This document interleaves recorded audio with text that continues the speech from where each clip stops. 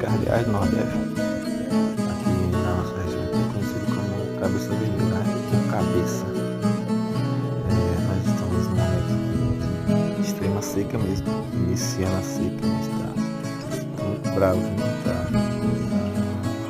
A escassez de alimentos para esses animais está grande.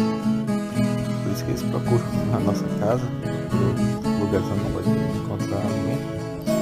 E aí eles estão aí, bem pertinho da minha rede, deitado aí na varanda aí.